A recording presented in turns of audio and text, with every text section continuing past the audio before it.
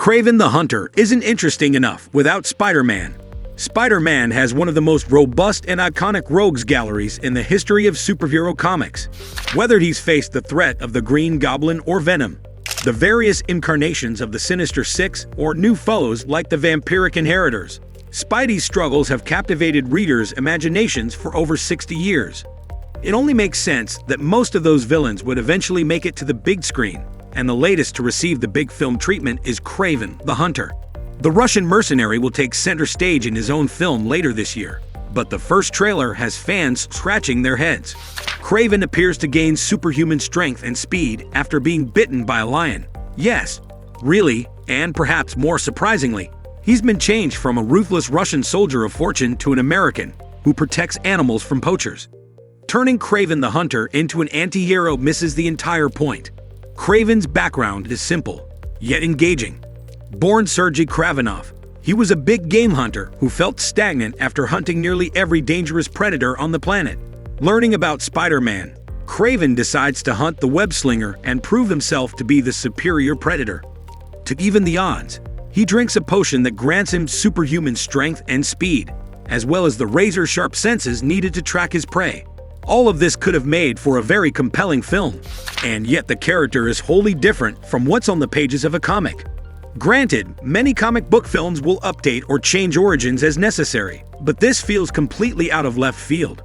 Even worse, it misses the entire point of the character.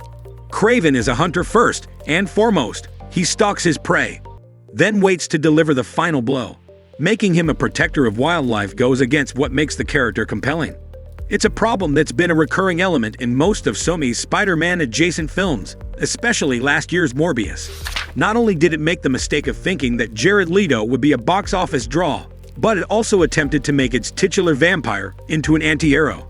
Needless to say, this didn't work, as Morbius ended up flopping at the box office, and flopping again when Sony tried to re-release it in theaters.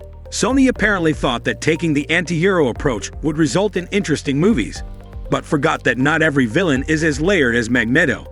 Sometimes it's fine for a bad guy to be a bad guy. In fact, the one character that this could only work with already received a pair of movies, and that's Venom. A large part of that is due to Tom Hardy's dual performance as Eddie Brock and the Venom symbiote, but also the fact that Venom has a long history of becoming an anti-hero in the comics. Kraven is no Venom. Perhaps the most prominent storyline that Kraven has ever featured in is the eponymous Kraven's Last Hunt by J.M. DeMatteis and Mike Zeck. With the weight of his years bearing down on him, Kraven decides to embark on one last hunt, wounding Spider-Man and burying him alive, then donning his costume. Spidey eventually breaks free and confronts Kraven, but the hunter assures him that he has proven himself to be Spidey's superior. Kraven then puts a rifle in his mouth and commits suicide. Kraven's Last Hunt remains one of the most beloved Spider-Man stories of all time, spawning a sequel in Grim Hunt, which pitted Spidey against Kraven's extended family and Spider-Man. The Lost Hunt, a spiritual sequel that focused on Kraven's ally Gregor seeking revenge upon Peter Parker. Kraven would influence another major storyline with Spider-Man: Torment. Written and illustrated by Todd McFarlane, the storyline found Kraven's lover, Calypso, using her dark magics to ensnare the mind of Kurt Connors and revert him back to the Lizard. She then sets the reptilian beast after Spider-Man, intending to kill him. Before you leave, don't forget to like and subscribe to our channel for future interesting videos like this. Thanks for watching.